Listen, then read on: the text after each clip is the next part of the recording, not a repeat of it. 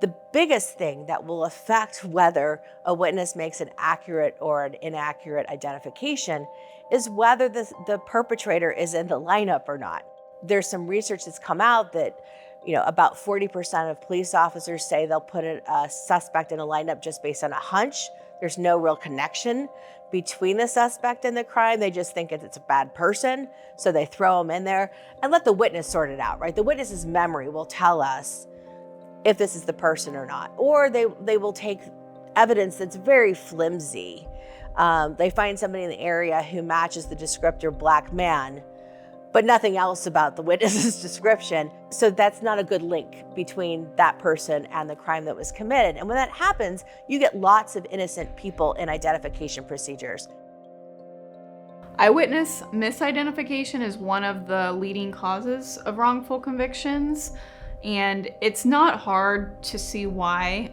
It's incredibly compelling and persuasive evidence to a jury. If you can imagine sitting on a jury and hearing a whole case unfold, and you have an eyewitness who is in some cases also the victim of this crime get up on the stand and then point at the defendant in the courtroom and say, I have no doubt that that person is the person.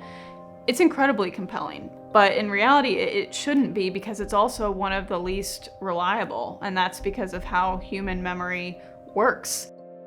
Lighting, cross-racial identifications, the timing, viewing angle, when all of those things come into account, our memories just aren't up to snuff on that, and we make unreliable identifications.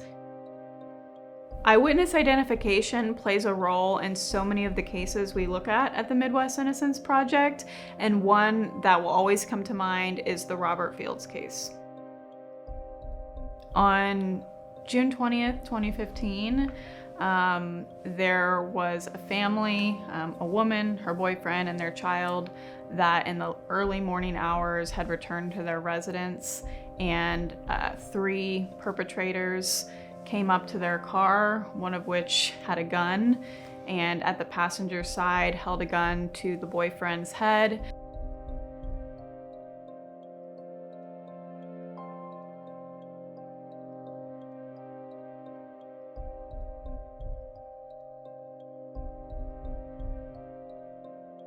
The way Mr. Fields is brought into this is 14 months after the crime, the victim was browsing the Union County Jail website and looking at mugshots, and Mr. Fields' mugshot was on the website for an unrelated forgery case, and she called up investigators and said that she had found the person that they were looking for and that it was Mr. Fields.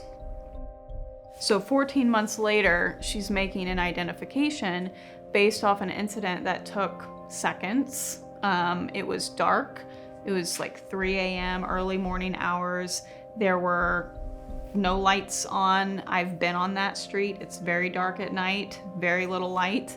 In addition, the viewing angle, you have to consider she was in the driver's seat.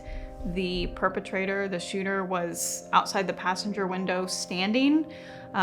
Her own testimony indicates that she was looking at the ground, looking at her feet, so she had very little opportunity to get a good look at the shooter. To have all that memory last for 14 months to be able to make concrete identification is very flawed. Social science alone supports that this was a false identification, but beyond that, the eyewitness and victim herself has since recanted her identification, and she states that she's not sure it was Mr. Fields. And Mr. Fields was convicted on her testimony alone.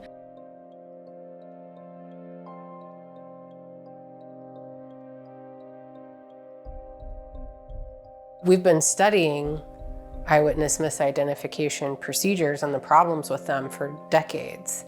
And what makes this project unique, the project we're doing with Dr. Covera, is that it really is helping us understand how somebody comes to be placed in that procedure in the first place. We know from looking at wrongful convictions data that Black people are overrepresented in eyewitness misidentification cases. With this research, we want to see if that happens, starting with the investigation. Well, eventually, what I hope is that we can convince police departments that they need to have what we call an evidence-based suspicion standard before conducting an ID procedure.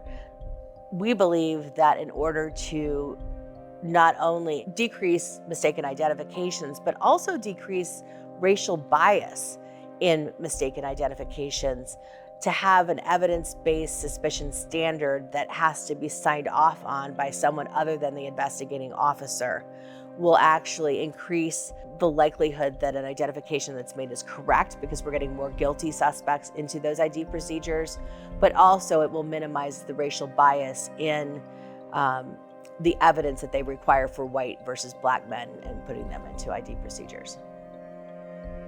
We are waiting for our day in court with Mr. Fields' case. We essentially submitted an amended petition with all of the evidence that we had found during our investigation of the case and presented that to the court. We were unfortunately denied, and we are working on appealing that decision so that we can receive an evidentiary hearing for Mr. Fields and present all the evidence of his innocence. When you support MIP, not only are you supporting the representation of innocent people who are convicted based on eyewitness misidentification, you're also supporting research to help identify ways to prevent it from happening to people in the future.